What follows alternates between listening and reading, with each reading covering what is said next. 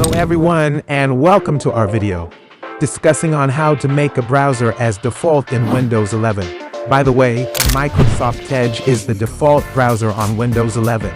While it is much improved, you may prefer to use another browser like Google Chrome, Brave, Firefox, Vivaldi, or something else. They simplified the process.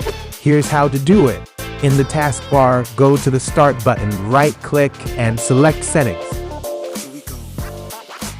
Another way to open the Settings app is to use the keyboard shortcut, which is Windows key plus I in the left pane. Click on Apps. Select Default Apps here on the right. Go through the list and find the browser you prefer installed on your computer and select it instead of going through the tedious process of selecting the default browser for each file type, of which there are many. Go back to the top and click on Set Default.